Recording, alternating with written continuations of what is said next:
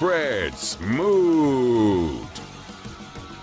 Welcome into the official postgame show as the Lions beat the Commanders today 36-27, a game Washington trailed 22-0 at halftime, and a game that just was flat-out hideous for most of the day, Fred, until finally in the second half there was some life, there was some hope, but then in the end there was a 9-point loss.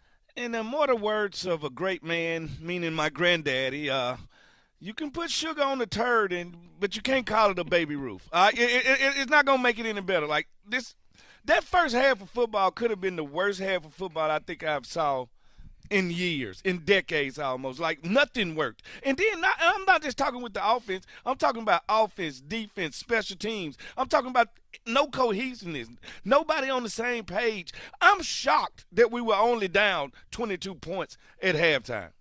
Pretty awful start, as you said. All three phases of the game. Yep. Your other one of your former great philosophers, of course, Joe Gibbs, used to say, yep. The good news is we're all in it together.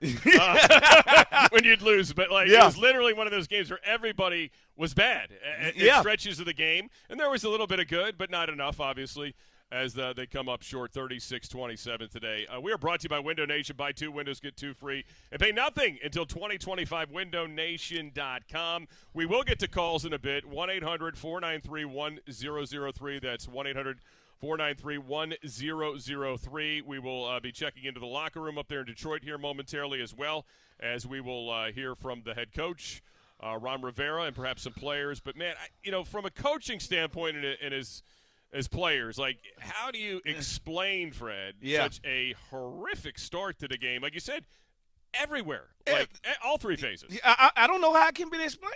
Listen, I don't know. I don't know what you take from it and what goes on. I've heard of starting slow before. We've seen teams start slow before. This was beyond slow. You're talking about safeties. You're talking about turning the ball over. You're talking about things that don't usually happen in a game, and that's why I say I was so shocked that we were only down 22. And I can say this. Coach did go in the second half. At halftime, you could tell that they went in, they changed some stuff up, they came back out, and at least made the game competitive and gave themselves a chance to win this game. But I don't want to be one of those people and say, let me look at the good side. We got to really talk about the good, the bad, and the ugly with this game. Well, the protection wasn't great early. Carson Wentz was rattled early as well. He never got in any kind of – then even when there wasn't pressure at times, he seemed to be rattled, kind of feeling pressure. For whatever reason, after halftime, he settled down. Yeah. They obviously started playing football.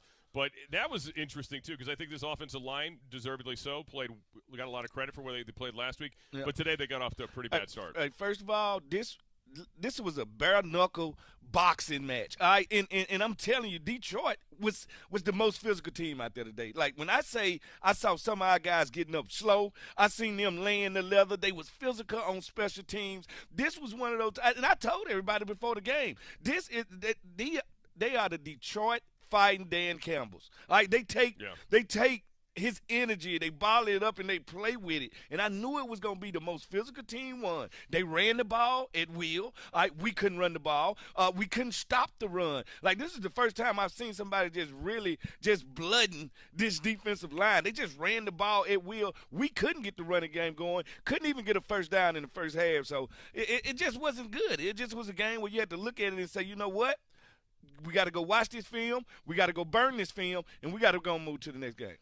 The defense, too, as you mentioned, not being able to stop the run early. A lot of big chunk plays given up on offense, and on special teams. They had the big return, obviously, after the safety as well. So it was everybody that had their hand in it. And you look at the defense now, 2 straight weeks.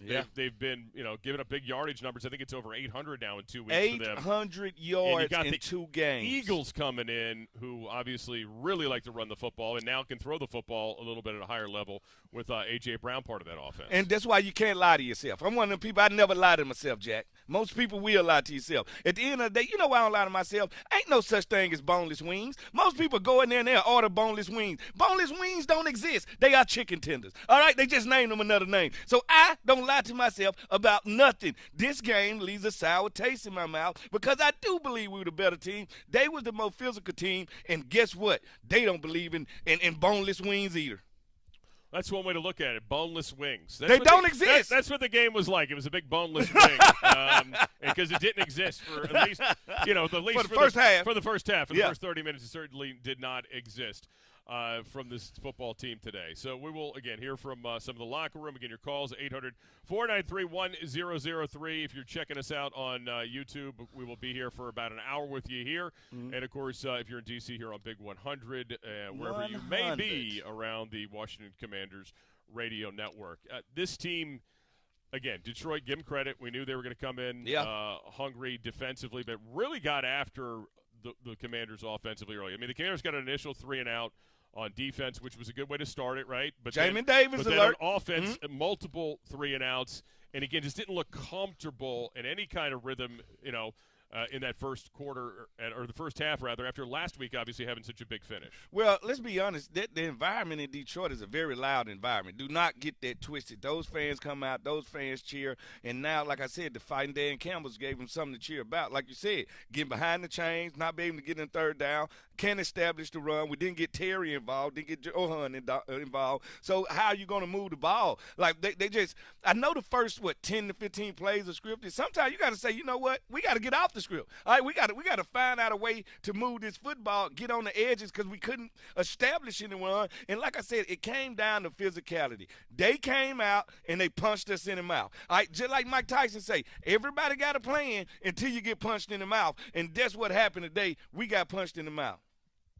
Defensively, whether it was DeAndre Swift, who was – oh, my God. He looked like Walter Payton. Wasn't even at full strength, right? Yeah. Was on a pitch count, really. Only I can't tell. 5 times. So it was at 5 carries today as a running back. Did have that touchdown catch on that play. And he's on the ground and nobody came near him on the screen, and then he gets up and runs it in. But this is a team that had a retooled offensive line in the middle today, and you couldn't tell. You couldn't tell. I mean, Frank Ragnew's out. The 2 guards are out, but then they just dominated. And it was our type of quarterback, a pocket passer. You know what Jared Goff is going to be. But I have said this time and time again, and I said it in the pregame show. I said Jared Goff is the Rodney Dangerfield of the NFL. He gets no respect, but all he does is come out and play ball and win and keep coming with it. He threw the ball well, and he threw it to the sun god, St. Brown. All right? At the end of the day, they had a connection that our cornerbacks could not get in between. All right, what does this defense have to do? Again, Philadelphia coming in, mind you. Yeah. Next week to get back to being competitive. I mean, look, they got them off the field in third down. Again, the third down percentage is going to be great through 2 weeks. I think the Lions are 4-13. But it was obviously the other downs. I'm going to say the first down. This team to shreds today. When you're running the ball for 9 yards, they average 8.7 yards a carry in the first half. When you're doing that, we never get the third down.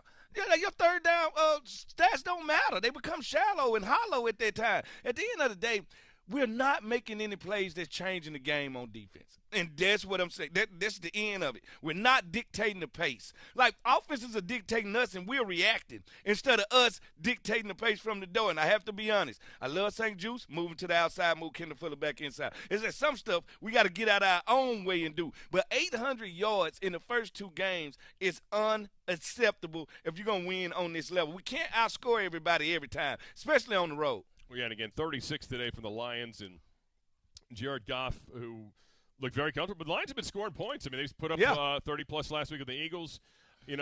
This week it was funny talking to people that seemed insulted that Detroit would be a favorite going in this game. But, again, Washington now has lost 5 straight up there in Detroit. This is a team that since last season – it was the last 6 weeks, I think it was. They were 3-3. Obviously, started the season off 1-1. Commanders now 1-1 as well. Lions have been a lot better. I know that really Commanders fans don't care about that, but I will say that it's not your typical Lions franchise. It's not your Grandmama Nim's Detroit Lions. All right, this is a new team. I told you I called them the Detroit Fighting Dan Campbells. All right, that's what they are. They are feisty, physical group, and it showed in their play today. It showed in their play.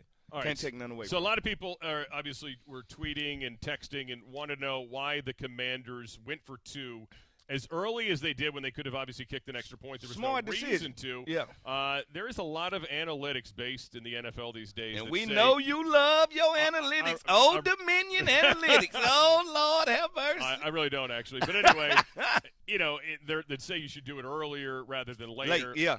Whatever. It ended up they missed an extra point the next time. I mean, Joey Slye doesn't make the extra point the next time they score the touchdown, which wasn't something obviously you bank in to your strategy thinking your kicker's going to miss the extra point. Yeah. But he did there. I mean, look, just throw it in the pile of things that they couldn't get right today, I suppose. And what's wrong with him? Because I feel like maybe he was injured. I'm trying to give a reason why, one, he missed the extra point, and why coaching staff feel like they was timid to even put him out there in the first place. Well, I don't know if that was that, or if they, again, just wanted to get that momentum of having the two-pointer at that point. They obviously had a good two-point play earlier to Dotson that worked, but obviously that one, it was bad from the get-go, and Carson's, backpedaling, and he's got to throw off his back leg, and that didn't work out. I mean, he was, again, we got the full, as we said last week, full Carson Wentz experience, the ups, the downs. The ups today, and downs. A lot more downs than ups, but just missing some simple passes at times, overthrowing Logan Thomas. It's kind of hard to overthrow Logan Thomas as big as he is, even when they got going in that second half. That was a big turnover, obviously,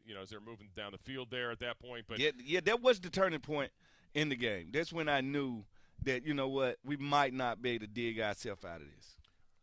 How do you get him started next week? I mean, again, there's going to be a lot of emotions. It's the Eagles. Yeah. There's all that, the backstory all week. He's going to he got to answer questions all week long. All week, yep. All week long. And the bad part is he has to, he has to temper down the emotion. You see what I'm saying? Yeah. He has to temper down the emotion. He had to focus on him just being better. Because when they watch this film, they're going to see how physical Detroit was with us, comparing that they just played Detroit. Now, I don't know if I know you're not a big movie buff, but have you ever watched this movie, Pootie Tang? Have you ever watched it? Many years ago. It's a classic. I think a classic. A classic. I think you get it on VHS. And that's what happened to us today. We kicked the door in, and Pootie Tang was on the other side, and he beat us with the belt. All right, that's what happened right there. They were just more physical than us. Hey, listen, I was talking to London. It's all about the team that want to swap their paint and be physical in the trenches. We lost the trench warfare today, and that's why we lost the game, period. Yeah, it's got to be as much as his X's and O's thing next week. It's obviously got to be a bit of a mindset change too. Yeah, and can't come out like that at home against a really good team. And you might have to bring in a veteran D lineman. Like, we're getting thin. Yeah. We're getting thin up front. All right. And if you want to take some good from this game, all right, some good out of the ugly. Jamin Davis showed up. All right, Jamin Davis, he made some plays out there. Carson Wentz shook off the first half. Came out there and made some plays. Dotson continues to be what we think he is. Terry McLaurin made some plays. This offense showed that they can. Curtis Samuel, I told you, the Lambo is crunk up. He can make some plays. He's a baller. Let's be honest. Yeah, it was frustrating because you saw how they could turn it on in the second half, but yet they couldn't get to any of it in the first half. And None. Just killed themselves by being down by the 3 scores there. But clearly, look, their offense is never going to keep them out of games, but they also have got to figure out a way to be more consistent through the 4 quarters. Saw a little bit of this last week, even in the win against Jacksonville, where they had that lull in particular in the second half to start the second half of the third quarter. Obviously recovered in time to win the game in the fourth. I was literally sitting on my couch, and my cousin sent me a picture of me with the Jordan meme over my head, crying because listen, poking the Giant. I'm like, come on, we're going to come back. But it just seemed like we couldn't get over the energy. They had more energy, more physical, special teams. Dak Mim will be in the cold tub tomorrow. All right, he took some physical hits on special teams. The running backs took physical, they dominated us at the point of attack, and this was the most disappointing thing because we've got beaten before, but usually we still physical. They out-physical us today, and that shocked me. Yeah. Is that a word, out-physical? Out-physical? Yeah. Sure, why not? It's a football term. Right. I don't know if it's an official football term, but it is a football term. They're letting a lot of new words in the Let's go to Julie dictionary right now and London Fletcher standing by in Detroit, the locker with head coach Ron Rivera. Guys? Head coach Ron Rivera. Guys? Here with Coach Rivera. Coach, that was a difficult one, especially the way that the game started. Being shut out that first half, it seemed like they were able to really kind of enforce their will and came out very aggressive and physical. What did you see from your team to start this first half? Well, I think the truth of the matter is we missed some opportunities early on both sides of the ball. I also think that we missed we Too many explosive plays on the defensive side. I mean, when you look at the details of it, those are little things that have to be corrected. We can't expect to stop a team if we're not going to do our jobs. And you, Coach, I'm glad you touched on the explosive plays. Defensively, we gave up two run plays for 50-plus yards and also a 49-yard pass reception. You battled back to get the game to within one possession twice in that second half, but the defense gave up the big plays. You mentioned the attention to detail, but what seems to be more than just attention to details? Is it just the Lions, out executing us, or was it more on us? Honestly, it's on us. I mean, when you look at what happened on the Z jet play. Here comes the motion man, hands the ball off to him, and we weren't in position to make the stop. I mean, again, that's something that we can't allow. I mean, it's simple, basic football, in my opinion, and we just got to be better at that. They were getting all over Carson Wentz. He was sacked, 4 times, I believe, in just the first half alone. How much did you see that impact what maybe he wanted to do and how he wanted to run with the offense? But then you did see a good bit of life of him coming out in the second half as well. Well, I mean, again, they got to the passer early on, and what happens in a situation like that is they did some line stunts, some things that were a little different in terms of when you look at what they do traditionally. You see a little different. It's going to throw you off a little bit, but also you just got to give them credit. I mean, they called some. They were very aggressive with their calls, and they got to the quarterback. One key play that happened late in that ball game is where we bring a blitz between the linebackers, and there's busted coverage on Sweat. He falls down, Swift. He falls down. He's able to scramble back up and run it to the end zone. Was it a missed assignment or just them, out executing us, or missed tackle or an open pursuit of the football? That's a great point right there, London. That was a missed assignment. Again, we called specific defense. We should have had a man on him. We didn't, and then when we went to rally to make the tackle, we were out of position once we got there. He was able to cut across the grain for the most part. If he had stayed, obviously to the front side, we tackle them, they have to try to kick a field goal. Unfortunately, we got ourselves out of position. We were hustling to get over there, but we didn't keep our leverage. And once that happens, he was off to the races. Your decision to go for 2 a couple downs, one you convert, the second one you're unable to. What goes behind saying this is what we're going to do? Well, it's really the numbers. It's in the numbers. If you convert it, now the next time you kick it, you get an opportunity to win if you can maintain the score.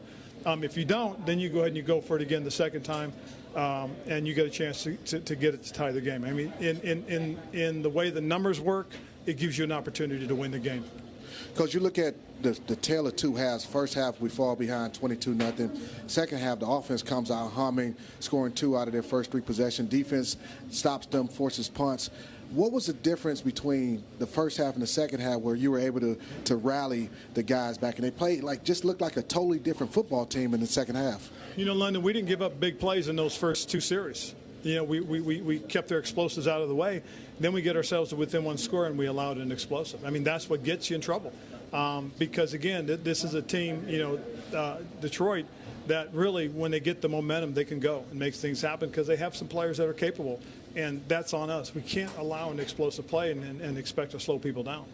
It was a tough-fought game, unfortunately, one that we fall short on. Next week would be at FedEx Field against the Eagles. Thank you so much, Coach. We look forward to seeing getting out there once again and getting back at it to get back in the win column. Listen it back to Fred and Scott. All right, thanks, Julie London. And you heard Ron Rivera talking about the 2-point play, among other things there. We'll never know because they didn't get the next score because the Lions scored in between, but then they tried the extra point. Of course, Sly missed it at that point. I thought the other thing was weird with this offense late in the game, prior to the 2-minute warning, when you needed to score and get it back, there was not any urgency. Kind of methodically. Yeah, it was a little slow, right? Yeah, it was. It was like too easy. Like you gotta come on, and then you was acting like Detroit was just gonna let us go, right. Like just let us run it right down their throat, showing that they just was not. They were gonna be relentless at the time. So I don't know. It was eerie from the start for me. Like I said, from the start of the game to the end of the game. Even though when we still scoring, I felt eerie because then the defense would bend and give a play up. All right, Lions win it 36-27. We're going to take a timeout. We'll get back. We'll also get to some phone calls. We'll also hear from quarterback Carson Wentz before we say goodbye to the folks in Detroit. 800-493-1003. Official postgame show. You're watching Command Center Postgame live on the Washington Commanders YouTube channel, and you're listening to the Washington Commanders football. fourth down. Seconds on the clock. He hands it off. Finds a hole in the middle. Clear. Nothing but incredible. A touchdown for a win. I can't believe it. Pizza. Better with Pepsi. You ever wonder why people are always on their phones? They're banking with Bank of America. Look at this guy. He bought those tickets on his credit card, and he's racking up the rewards. She's using Zelle to pay him back for the hot dogs he's about to buy. That's going to bring it to And a the close here announcer? after 3. He's not checking the stats. He's finding some investment ideas with Merrill. Out there. And third, as you know, in baseball means 3. Digital tools so impressive, you just can't stop banking. What would you like the power to do? Finding the Honda you really want just got easier. With a longer limited warranty, so long. And complimentary oil changes within the first year. You've never been more at peace than with Honda Certified Pre-Owned.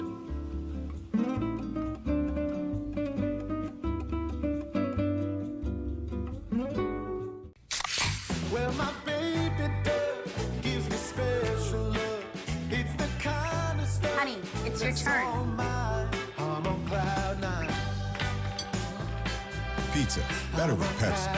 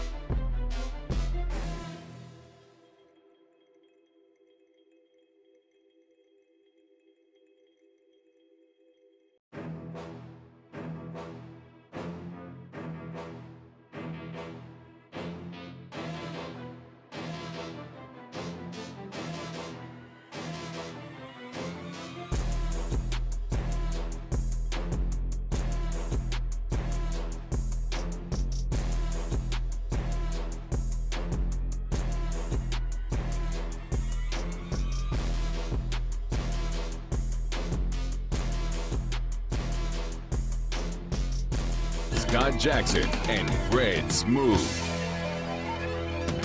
Back with you for the Lions 36-27 win over the Commanders here in Week 2. Let's get to a look at the numbers brought to you by Novak Powering.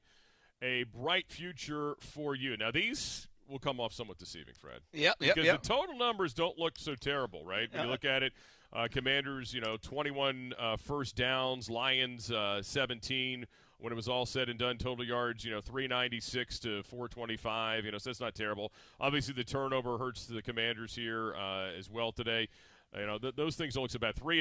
As we mentioned earlier, 4 of 13 rather for the Lions on third down. So, like if you're the Commanders, like, wow, we had a 4 of 13 day on third down. We're feeling pretty good. We were 7 of 15 on third down, but obviously down 22-0. Most of these are second half stats. Mm-hmm. In some ways, feeling a little empty, calorie-ish. But Jedi mind tricks. Yeah. All right, Jedi mind tricks, and you can't let Master Yoda do that to you. It's just one of them things where it doesn't look as good as it is. If you watch this game, it was Detroit all the way. They were the most physical team, and usually the most physical team win. And Armand St.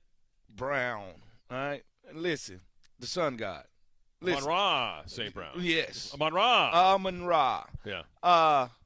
He showed me something today. I've been watching him, but today to see it up close, almost 200 total yards, could not stop him. We didn't have an answer for him. Not Dollar Bill Jackson, not Kendall Fuller, not St. Juiced. We didn't have an answer for him. And that's what I really had to ask myself. When we do have those matchups with those big number one receivers, who is the guys we're going to match him up with?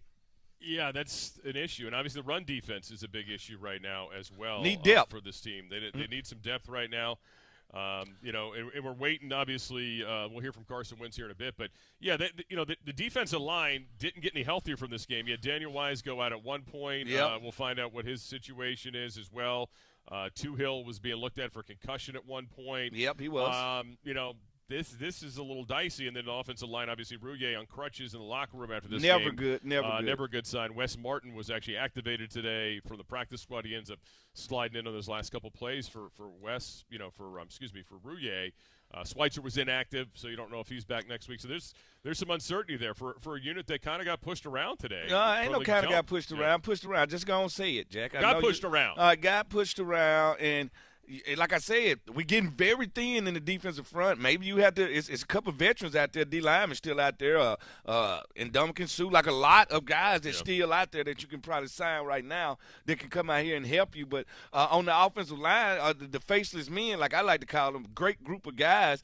But the reason they were so good is because they were cohesive and they had played a lot of snaps together. So once you start to lose some of those pieces, that tears the fabric of that unit down. So I don't know where you go from here. Yeah, 6 sacks today. Wentz obviously, he took a lot of hits, but he did. They got him off his mark early, and you got to give Aaron Glenn, the defensive coordinator there, did a really nice job. They get paid that too. Early.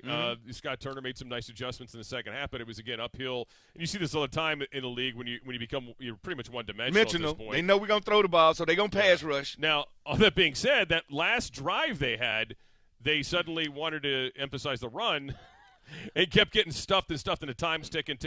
Yeah. And back to the clock management part, that was really kind of a mystery to me, like why there was not more urgency coming out of the huddle for this team. And that's what we're going to do. Like, first of all, it's the first loss. So, some people going to overreact, and now they're going to start thinking about the draft. No, we still got a whole football season to go. We still got a very good team here.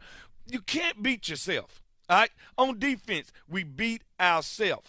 On offense, you can't protect Carson. He will look pedestrian. He will look like a regular quarterback, and that's every quarterback. No quarterback does good when you're putting dirt on their jersey. All right, so we got some internal breakdowns. I think the coaching staff is going to have to get together with and kind of hold each other accountable in those situations. All right, so you know what the person in the street's going to say. They're going to look at this, and you fall down 22-0, and they'll say, well, you're not ready to play. Now, you live this life, this football life. Yeah. Is that fair when people say that to you when you fall down early? Is it that simple to say you weren't ready to play? Hey, sometimes you are what you are. All right? We started slow. We cannot afford to start slow, one, on the road, and a team – when you let them start fast like that, the momentum, that's what kept us down, the momentum and the intensity that they kept on bringing, because you got to realize we went 2 and 3 and out on defense the first 2 drives, but then they come out and 3 and out us. So now we're stagnating. Now we're trying to see who's going to make the first play. We give up a 45-yard run. Then we come back and give up a 50-yard pass to St. Brown. Then we come up and get the long kickoff return. These are the things that break you down. These are the things. And then you got to realize we didn't cross the 50 on offense the whole first half. While they played on our side of the 50 the whole first half. I was so happy that we got out of the first half. I keep telling you, only down 22. Yeah, down 3 scores was actually a weird way of saying you actually felt pretty good. Yeah, I did feel pretty good. And if they had gotten points before half, they did have the football had a chance for that, and then obviously didn't go anywhere after they get a couple first downs, then could have certainly helped carry that over in the comeback. But you're just playing. You almost had to play perfect in the second half at that point when you dig yourself such a big hole. But the rushing defense, and look, last week, Jacksonville, you got up on them, so you never really got to see the full rushing complement. But I mean, there was some runs by ETN and Robinson. You're like, there was some breaks, kinks in on big-time kinks, right? Mm-hmm. And it concerns you. Now, Philadelphia, look, they're not going to try to fool you. They're going to come at you and run the football, and they'll also, they not only have a quarterback that can keep it and run big, but they've got a stable running backs. And now they have A.J. Brown on the outside, with that receiving core. So I mean, this defense has got to cover a lot of ground in a short period of time to get their act together. Basically, the coordinator and the players got to get on the same page. The coordinator and the players have to get on the same page. If not, you cannot stop an offense with A.J. Brown, a running quarterback in Jalen Hurts. And you got to realize Devontae Smith is on the backside. Somebody has to be one-on-one backside with him, like tons of weapons. But until the players and the coaching staff, as the defense, are connected and on the same page and heart-beating with the same pulse, you will not get a connected defense that goes out and make plays over and over again, because sometimes the numbers do lie. Because you look at these numbers, they don't look bad, but we did play bad.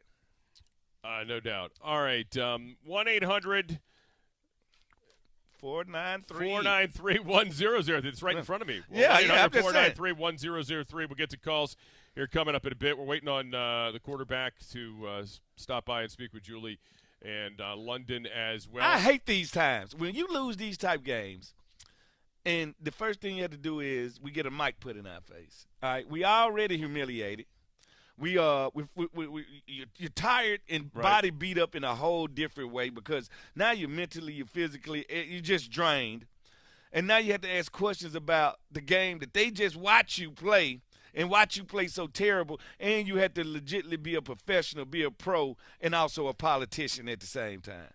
Yeah, look, I mean, there's also, as you said, the politician part. You got a home game next week. Yeah. Against a division rival that, as you know, tends to bring people with them. Oh, yes, they do, and we're not letting them in here. Yeah, we're not. And you look, you had such a good feeling this whole week after playing a really good in front of a good home crowd. Yeah, it wasn't a perfect week one, but then it feels like, the momentum has slipped from you now because of that. I don't think so, because guess what? You brought up some situations. All right, Commander Wentz, our commander-in-chief, all right? He is a revenge game for him with Philadelphia. It's already a rivalry game. All right, it's already so many emotionally ties to this. And if anybody want to give Philadelphia their first L of the year, it's us. And just like James, we handing out hot L's today. That's what we're gonna serve next Sunday. Some hot L's. So all I want to know is this, and all I need everybody to understand: we will not let them take over FedEx Field. Not the Eagles. Not next week. We can't. They've, as you know, look, they travel. They probably circled on their calendar early. It's not as big. It'll be more hype, obviously, in the November game when he has to go back there. Yeah, most definitely. This is. It's still gonna be the storyline here. It's still gonna be the storyline here, and you know how it is when you don't know because you're married, but when you got an ex and your ex see you with your new girl. You want your new girl to look better than your ex. You want her to be like, oh, wow, he really stepped it up. Carson wants that feeling. Sure. Carson wants that feeling of, you didn't want me, now I can show you what I'm really worth. When you look back, and again, people rewatch this game a million times this week, what do you think, from Scott Turner's end of it, he's going to think about this week and say, what I have to do in order to get him comfortable early, and also obviously to slow down potentially a Philadelphia pass rush that's going to probably try to carbon copy what Detroit did here today. Some more quick passes to get the ball out of his hand. With this offensive line, you're going to have to you're going to have to switch it up, and your quick passing game is going to have to substitute for your run game. All right? Then you're going to – when Carson gets in trouble is when he gets to staring and locking in on one side of the field and not really truly going through his progressions. You got to make sure he has set targets to go to, but he also has the outlet at the running back. He'll get in the habit of going to the running back, which I like, because the one big knock on him was he couldn't be patient. But in this game, to calm him down and don't let his emotions get the best of him at the beginning of the game, I'm coming out with draws, screens, and getting him some quick touches so I can get him some quick confidence so he can just settle down. Look, I mean, he still was able to spread the ball around once they got into a rhythm in the second half. Dotson had, 4 for 59, a touchdown and a 2-point conversion as well. McLaurin was very active at that point. They got it to Logan. Obviously missed the one to Logan on that one drive that ended up being the interception, which was kind of a wild deflection play. I don't know how the guy paid. It was a great play by the Detroit defender. Yeah, it was. But they did a good job again spreading the ball out. There's a lot of weapons here in this offense of Arsenal still, but you just got to see it quicker. I mean, you can't get down like that. You can't get down like that. And I'm going to tell you, as a microcosm of this game, even when we did do good plays, Curtis Samuel scores the touchdown on the wheel route. he got smashed. Oh, he got smashed, didn't He got smashed. This show you how physical Detroit was. When Dotson caught his touchdown, he got smashed. I got up slow. Like, so even when we made plays, they still made us feel it. They still were the most physical team. And that's what I think separated us. We can never lose the physicality test when you're playing against a team in the NFL. Never, Jack. Now, defensively, I mean, this is the part that's really hard to figure out. Again, and I don't know, I mean, you played, you can tell me, do you know you need to look at the injury report going in, right? You know who's available, who's not available. Yeah, we know who's available, You knew that they had 3 starters out on the interior on the offensive line, yeah. And we knew that, and guess what? And we knew they wanted to establish the run also. All right, they also told us that the running back was in a wheelchair. They lied about that. All right, so at the end of the day, they dominated the trenches on both sides. All right, they dominated us, and they wasn't running toss sweeps, Jack. They weren't running on the outside. They was running right at the teeth and the gut of the defense. Let's go to Julie Donaldson and London Fletcher standing by with Carson Wentz, guys.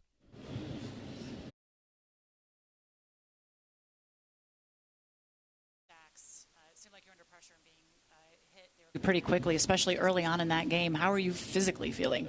Feeling fine. Thankfully, I'll be all right.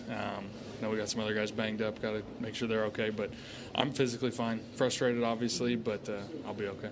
What did you see from that first half that attested to the slow start? I mean, we were able to kind of see that you can spread the ball around. You have the ability to throw it down the field, be able to run it as well. But they were taking something away from you. Yeah, that was – I got to go back and watch the tape. That was about as bad of a first half as I've been a part of. Offensively, I got to be better. We didn't stay on the field. We didn't convert. You know, we had mistake, one little thing here, one little thing there, and it cost us. We went in at halftime. Obviously, I don't even know how many first downs, if any, we gained. And, especially the way we started fast last week, that was something that we got to look long and hard at. I was proud of the way the guys responded, at least, coming out the second half, giving ourselves a chance to be in it at the end there. But, that first half was definitely ugly. I got to look at myself in the mirror. We all got to offensively and see how we can be better. You mentioned the second half, and you guys came out humming right at a halftime, go down, scoring your first 2 out of your first 3 possessions, was able to battle back and make it a one-possession game twice in that ball game. What was said at halftime? Was it, hey, just execute better because there was plays to be made, or was it a situation where we needed to match their physicality and intensity? It was just one play at a time. The same mentality really we had last week when we got down. It's just like, hey, we know what we're capable of offensively. We know we can be explosive. We can score quickly, which we obviously did there a few times. But, obviously guys came in with a real bad feeling in their stomach. But it was like, hey, we got to respond. That's behind us. I thought guys did a mostly good job of that. Still kicking myself over the interception. I thought we were running pretty hot there. We had the momentum going in our favor. Could have been a different outcome if I just get that ball down to Logan. We got to all be better, and I got to own that one. As you mentioned the second half and scoring and making big plays. You also made a bunch of plays on one particular drive, running the football, using your athleticism and making plays. I said one time you looked like Curtis Samuel in the middle of the field making a guy miss.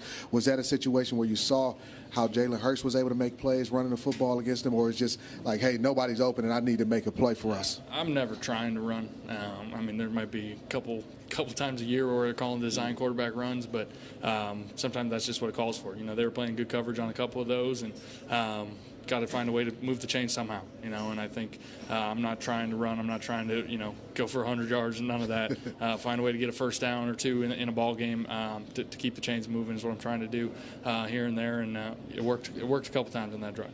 Next game up is Philadelphia. I'm sure there's a certain amount of emotions that come to you for that one. How do you go about assessing this game, knowing that you want to be able to bounce back against the team that drafted you? Yeah, be right on that one tomorrow. We'll come in, watch the film. We got to learn from this one first. It's the kind of crappy feeling. Then the NFL's fast and furious, so it's time to turn the page. We'll be turning the page first thing tomorrow morning after we watch this tape. And obviously there will be emotions. There will be a lot of things. But once that kickoff starts, it's just going to be football again, and we got to be ready for it. It will be at FedEx Field, so a lot of cheers going for you, Carson. Thank you so much. Wish you the best as you get ready for the Philadelphia Eagles. We're going to let Carson go. We're going to set it back up to you, Fred and Scott. That does it from down here in Detroit. All right, thank you, Julie. Thank you, London. Carson Wentz, he's heard him, very accountable as to what went wrong. Talked about the past to Logan. He's right. He had Logan. I mean, that's the frustrating part because Logan Paulson Thomas was wide. Logan Paulson was open too. Yeah, he was all night. Logan Thomas was wide open and just airmailed the thing. Unfortunately. Yeah, you want those throws back. I'm sure he wants a lot of plays back out of this game. So do a lot of more players. And to be honest, usually you can always say it's one or two bright spots. I don't see any, Jack. I want to take something from this game, and I guess I can take. They did fight back. Right? I can't say that they did fight back to put 27 points. So we legitimately have an offense. But when can the offense, the defense, and the special team show up and play all together at the same time? All the harmony that you need to be a good football team, and I think that's what we're missing right now. And your big players have to play big. All right. You got a cornerback that you're paying in the top 10 cornerbacks in William Jackson. You need him to play like a top 10 cornerback. Cornerback. You got defensive linemen that you're taking it all in the first round. You need them guys to show up and be first rounders. All right, so your guys need to play. Carson Wentz, he's a top-paid quarterback. He has to show up in the first half of this game. All right, get Terry the ball. There's no way Jeff Okudah shouldn't have had at least 10 balls coming his way just because you on Terry one-on-one. He hadn't earned that yet. He haven't earned that status of a shutdown corner to scare me not to throw it to Terry. Just certain challenges I would take. That's all I'm saying. I'm with you. Let's get to we'll get to a timeout. We'll come back and we'll get to phone calls here on the official post-game show after a disappointing day at the office for the Commanders. Get down 22-0 and end up losing the final 36-27. 1-800-493-1003. 1-800-493-1003. You're watching the Command Central postgame live on Washington Commanders YouTube channel and listening on the Washington Commanders radio network. Boneless wings don't exist.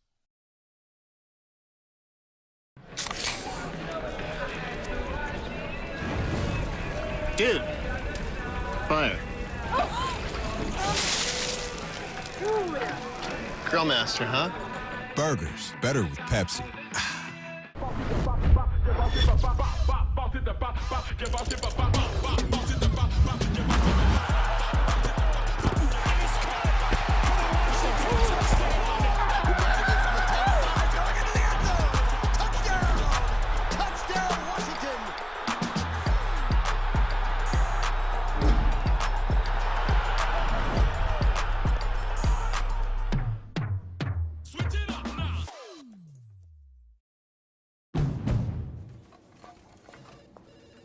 Finding the Honda you really want just got easier. With a longer limited warranty, so long. And complimentary oil changes within the first year. You've never been more at peace than with Honda Certified Pre-Owned.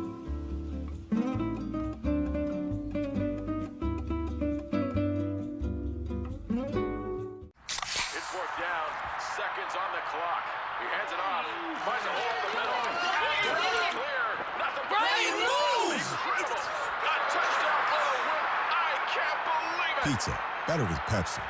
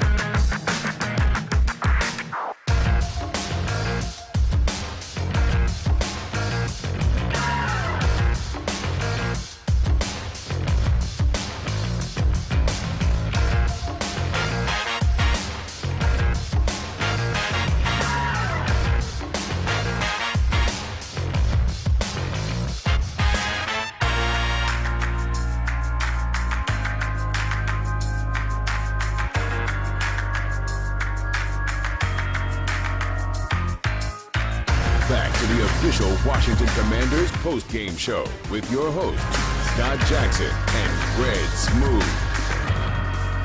Curtis Samuel got the Commanders on the board. Also finished the day with the most receptions, 7 for 78 yards, touchdown, 21 yards rushing as well. He is your offensive player of the game, brought to you by Victory Van Moving Storage, delivering excellent service for 75 years and a proud partner of the Washington Commanders. They would score after stopping the Lions and then make it a 7-point game there in the third quarter, but the Lions responded with a quick drive that kind of took the wind out of the Commanders' sails. Once again, another pushback there in the fourth quarter, another touchdown to get it within a score game, but Lions would not relent as they go on to win it 36-27. And Jack, I got to ask you about a play. Do you remember the play where they did the flea flicker? Yes, I did. What happened on that play? Because it looked like Cam Sims didn't even see the ball. It was behind him by 6 or 7 yards. It was yeah, a weird play. I don't know. It was like the worst time I've ever seen on a flea flicker in my life. I don't know what happened. Not super timing. All right, let's do this before we get to calls. 1-800-493-1003. Let's pause 10 seconds for station identification. You're listening to the Washington Commanders Radio Network.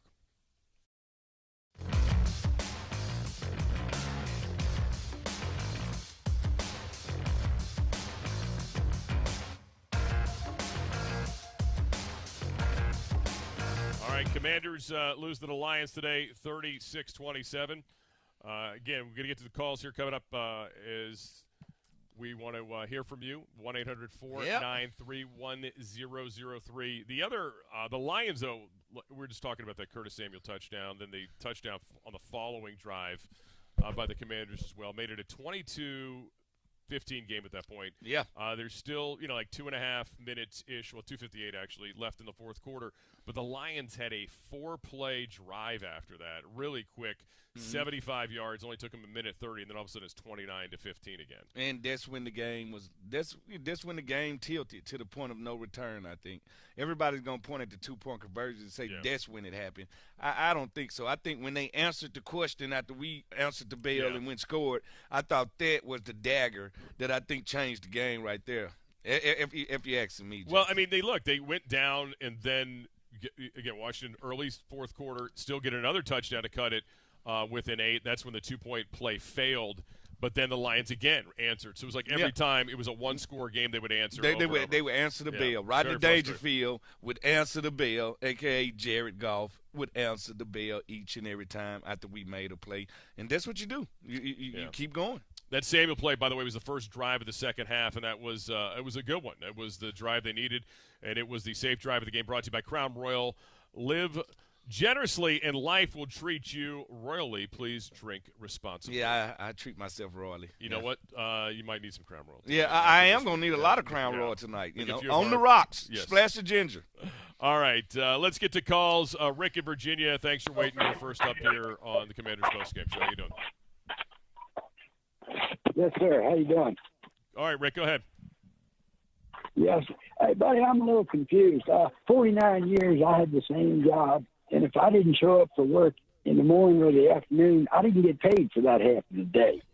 So they ought to look at that instead of paying people with the fat wallets and they can't get off the ground because their money's too fat holding them down, or else they're too lazy. Lack of motivation and a lack of focus is all that first half was. They already been paid. You pay a wino on Wednesday, he ain't coming to work on Thursday or Friday. And that hit, lift, and read, if you're planning to run, you're going to hit, lift, and read. If you're going to pass rush, you're going to get off the snap and go like gangbusters, like there's a fire behind you. We didn't do either one. We just sit there in the middle and look like stupid. Then our linebackers weren't even in sight. When there was an opening in the gap in the line, A, B, C gaps were unmaintained. That guys were running through there like water. Old as I am, I might have picked up a few yards. I just couldn't take the hit. So I hope your team gets a little better, but 17 years of coaching Little League, that's probably the worst expedition of a showing I've ever seen. And they should be reprimanded for it somehow. I don't know how you do it because they got so many rules now, The wind blows hard and messes up somebody's hat, and all of a sudden they're going to sue somebody, So I don't know what to tell you. The best way to handle that. Maybe trade Snyder in for a coach. I don't know. All right, Rick, some interesting Hey, ideas. listen, he's an Thanks for the call. old school coach. You could tell whatever team he coaching, they run the wishbone. You know that, right? Well, they're not getting paid. We know that much. I mean, Not a nobody's dime. getting paid. Not a dime. I don't know. I mean, You pay a wide Pretty no sure- on Wednesday. He ain't coming to work on Friday. That's what he said. Yeah, I'm pretty sure the NFLPA has some strict rules in line. Yeah, you about can't just that type withhold stuff. payment for bad games. Yeah, no, you can't do it. Like you still get paid for your services. I'm sorry. You get paid even if you have a bad day. Good showing, bad showing. You still have to get paid for render for your services. I know, and I'm sure Rick never had a bad day at work. Never. Hey, Marcus in North Carolina, you're next up here on the official postgame show. How you doing? Marcus, go ahead. You with us? Hello? Yeah, you're on the air. Yeah, I'm here. Yeah, how you doing, man? That was a hey, Smooth, how you doing, man? I'm that, good, that, brother. That was I'm a good. terrible game. Oh, I'm not good. I know that. but I agree with what you said earlier, Smooth. Definitely, they need to move forward. I think they should move him to safety, free safety, to replace number 20, or move him inside as a slot, because man, he cannot play outside. I think St. Juice should be outside, and Jackson, the other corner, man, that man is shell shocked. I don't know what's wrong with him, but he is completely shell shocked. He can't cover anything. And when you're playing 5-7 yards off, man, you can't win like that. So that guy's going to have a big game like that. And also, our D-line, man, we need a true power pig. We lost our power pigs. We cut one and then one went to Buffalo. And so I think there's a lot of issues that are going on. And then with the offensive line, not really coming together like they should. But our skill players, they played their butt off. And Gibson, I want to see less of Gibson. Less is more with Gibson. Now, unless you're going to split him out and run routes with him, I want to see more of McKissick until that young buck comes back. Hey, man, y'all have a great weekend. All right, thank you. Appreciate the call. What do you think about those ideas? You know how I feel about the Kendall Fuller thing. I made that very clear. And yeah, I'm with him on Gibson. Gibson is this. I told you. That's why I feel good when Brian Robinson was slated to be the number one, because then that allowed us to use Antonio Gibson like Dave Metcalf. I mean, Dave Meggett. Dave Meggett, a.k.a. Eric Metcalf. Yeah, use him as a legit returner, third down guy, matchup guy, receiving. I truly believe he can be a guy that can get you 700 receiving, 700 rushing, 800 returning. He that type dude that can be special in that. I just think their defensive line ran the trenches today. They was the bullies. All right, they went into the alley and they beat us up. Like, listen, sometimes the team is just better than you on that day. Every bully gets beat up. We are the bully that left the fight with a black eye. No, we left the fight with 2 black eyes. All right, that's just what happened, because this team was ready to play today, and evidently for the first half, we wasn't ready to play. All right, let's get to Florida next. Will is with us here on the Commander's Postgame Show. How you doing, Will? Hello? Yes, you're on the air, Will. Okay, thanks. All right, turn your radio down, Will. Yeah, is that Fred Smoother? Yeah, we don't need to hear Fred in stereo, for goodness sakes. Bad enough sitting right next to him. Don't need to hear him a delay in stereo. Hey, listen, Go ahead, Will. You there? Go ahead. What do you got? Okay. Yeah, I'm here. Yeah, listen, I agree with you guys. I mean, we got the beat down in the trenches. And that's absolutely crazy. I mean, we need some dogs. We got too many students of the game. I mean, I've been a fan of Washington for over 40 years. I'm 59 years old, and I don't understand one, why Turner didn't do more motion in the first half. Understand? Last week, we had guys moving all along the line, and it sort of opened things up, and they didn't do that this time. And then also they should have learned from what Philly did to these guys last year. I mean, these guys were rushing that D-line like crazy. I thought Carson should have stepped up and ran a couple balls just to keep them honest. You know what I'm saying? Yeah. Tell me what you guys think about that. Thanks for taking my call. Thanks for the call. That's a good point. The motion, I had this written down because I said this in the first half. It was weird last week. They were moving a lot of guys around. It was confusing, right? They had a lot of things going pre-snap today. I don't know if it was they were concerned about the noise on the road or what, but it was just very stagnant for the first half, as he just mentioned. It was stacks and things like that, but maybe that's something they thought would work. But you're right. I mean, it was It was different. Well, you have to change up on the road, Jack. You can't do everything that you can do at home.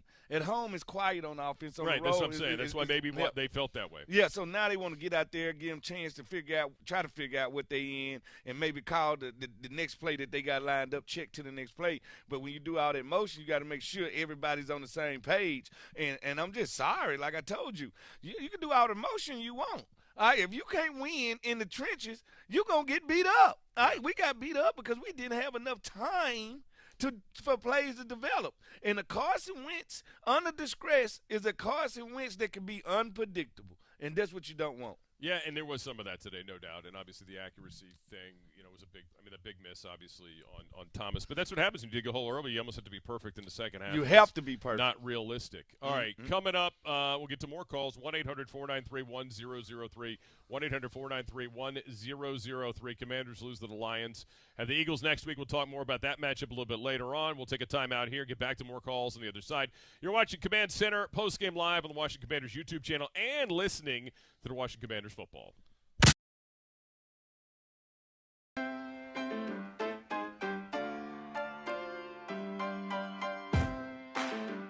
From selecting the perfect produce and triple checking its quality to preparing it for you, we have perfected the art of fresh.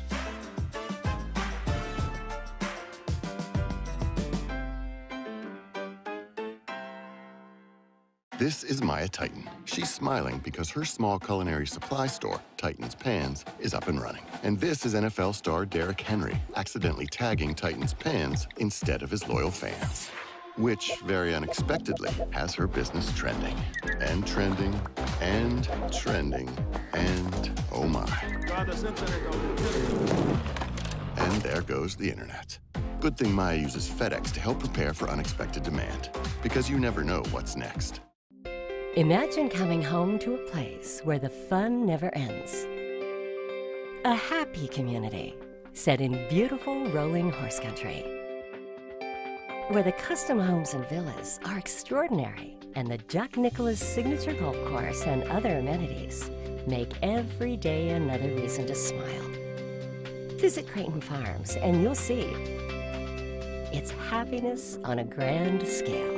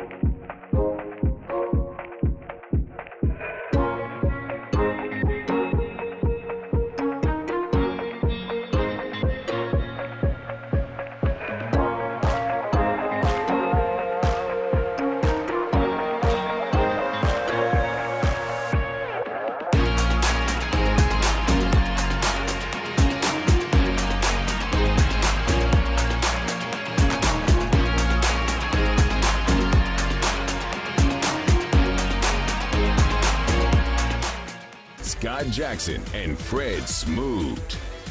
And after the 2-point play, it made it a 22-15 game in the second quarter. There was hope. Yep. There was hope. And that was a rewarding moment brought to you by the Maryland Lottery. Please play responsibly. Logan Thomas, by the way, side note on that, looking good for week 2 back. No preseason. Obviously was on the side field for much of it on the physically unable to perform list. But that is good to see. And, again, one of the big misses in this game was the overthrow to Logan from Carson, but you like to think as time goes on they're going to get they'll get on together. the same page. Like you said, Logan hasn't practiced that much, so getting on the same page, him knowing where to put the ball at, and I find it pretty hard to overthrow a guy that's 6'6" or 6'7", so that's one of them things where just find that sweet spot, know where to put the ball at.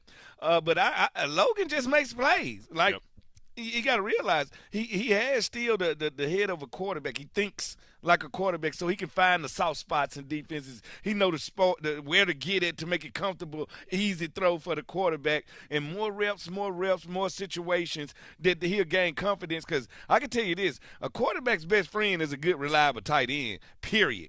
No doubt. All right, experience the inaugural season of the Washington Commanders. A single game and season tickets available now at commanders.com/tickets. Obviously, Eagles in next week.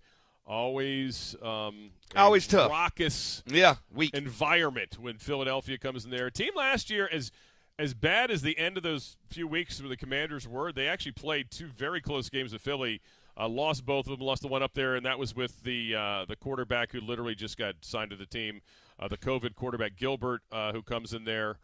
And then, of course, the last one was the one with the last home game of the season was a tight game that the Eagles ended up winning. Washington was driving the ball late in that one. But those games were pretty close last year. We play them well. Yeah, you got to see if they hopefully they have a good plan for that offense. Because, again, the offense is tough. Listen, it's a little bit more challenging this year, too, because they throw it around a lot more. Listen, I was in Philly not too long ago. I was actually doing some shopping, and I bought me a couple of cheesesteaks. We're getting ready to come back, and I just looked around Philadelphia, and I realized – everybody in Philadelphia got a beard. I seen babies. Really? Babies had beards. The women had beards. Like I was just not Pittsburgh. You're talking about Philly. No, I'm talking about Philadelphia. That's always the reputation of Pittsburgh, but Philly now they've had it's grown into Philadelphia. Yes, the Philadelphia. Eastern part of the state the babies, the women, everybody got beards. It's a tough city. Any city that'll hate on Santa Claus is a tough city. You got to tell me what areas of Philly you're hanging out with, so I make King Street. Okay, I got to stay away from that. All right, let's get to Bill in Williamsburg with us here on the official Commanders postgame show. How you doing, Bill? Good. How you guys? Good, buddy. What do you got? Well, I call with the kitty cat all the time. Skippy. He was watching the game and he just was nauseous the first half. Tell you the truth, I've never seen him so upset. But the second half, he was coming along there thinking we had a chance. But he wanted to say maybe a good incentive for those linemen to hold out the big linemen to hold out the defense because they let him through like as a Disney turnstile, coming into the quarterback who's a pocket passer. Maybe they could give him like a food search incentive. Maybe after the game, promise them some pies and things. Maybe that would get them to block better. And he also says that when you go into the Lions den, you don't go in there like you're going into a den of little kittens. You're not prepared that way. And I'm going to put him on just for a second. He wanted to say one thing because he likes your show. Here we go. Skippy? If we change our name this week, can we be undefeated again? Okay. Thanks for the call, Bill. Appreciate it. I mean, this is like Animal Kingdom here. Listen, it is. I don't speak fluent cat. But even his cat was upset with the performance of the first half. We do know that. I mean, listen, at the end, you can't write this stuff. You can't make this stuff up, man. No. You cannot. And we're going to have to check on him. Well, there's a lot of things that are legal in this world now. That, it is. It must be interesting watching a game with the cat that talks to you. And the cat actually talks. That's the whole thing about it. But he worried about a loss. He's like Dr. I worry about Doolittle. I worry about the cat talking, not the loss that just happened. He's concerned about the Commanders, and him and his cat communicate while watching Commanders games. But guess what? Wouldn't his cat have allegiance to have to cheer for the Lions and not the Commanders? Yeah, he didn't like the Lions. And he made a valid point about you can't play like cats against the Lions. Yeah, they Lions. All right, at the end of the day. All right, let's go to Dre in Pennsylvania for some sanity, hopefully. What's happening, Dre? Yep, I'm here. Hey, buddy, go ahead. Hey, how are y'all doing today? Oh, we've had better Sundays. Yeah, we have, man. Yeah. Hey, first of all, I just want to say this real quick. Fred, it's an honor to be on with you, man. Met you a couple different times at the training camp. Got your autograph on my Sean Taylor jersey. And I also believe you did some business with my mother. You did some business with my mother, Michelle Lopez. Yeah. Yeah, so I just got some admiration for you from afar. But as far as this game is concerned, man, I just want to get you guys' take on a couple things here. I'm trying to figure out if we're just giving our guys too much credit. And what I mean by that is when I'm looking around, I'm starting to think that we might think these guys that we have are a little bit better than what they actually are.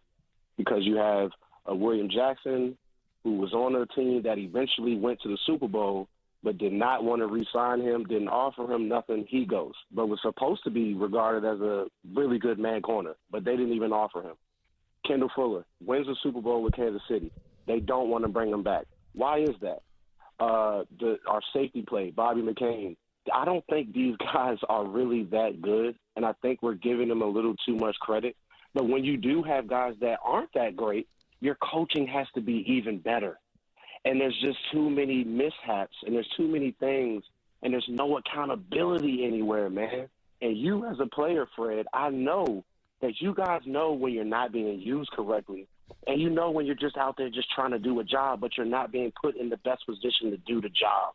And it's very, very frustrating to continue to watch this happen over and over again without accountability. I know it's only game 2. I'm not jumping off the bridge. But it's certain things that have been a consistent theme with this team. And some kind of way, the buck has to stop somewhere, and it's got to be changed, man. But I would like to hear that. I'm going to take that off the air. Thank you, fellas. I appreciate y'all.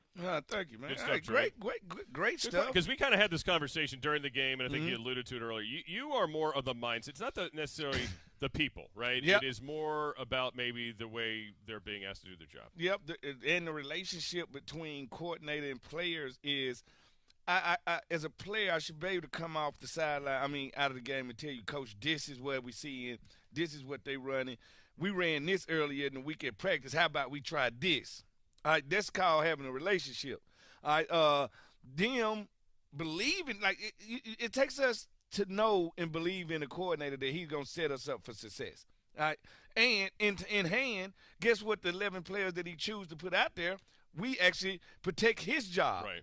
But right now, nothing seems to be working, and we're not getting any splash plays from our players. Like he said, William Jackson III, we pay you like a top 10 corner. We're not getting top 10 corner plays. Like you gotta. If somebody says St. Brown is our number 1, and I said St. Brown and Dollar Bill Jackson III 1-on-1 for 4 quarters, I wouldn't say he's going for 200 yards. Right. But we don't even put him on him. You know what I'm saying? That's the whole thing about him. We don't let our number 1 travel because maybe our number 1 corner ain't playing like a number 1. All right. We'll get back to calls. 1-800-493-1003, 1-800-493-1003. We're going to drop off the YouTube here so our YouTube team can go hit the happy hour. Oh, yes. Get that crown roll. I know, man. Get that crown Rizzo. I'm envious of our crew. Yep. So we'll come back into some more phone calls. We got another hour with you here on the Postgame Show. You're listening to Washington Commanders Radio Network.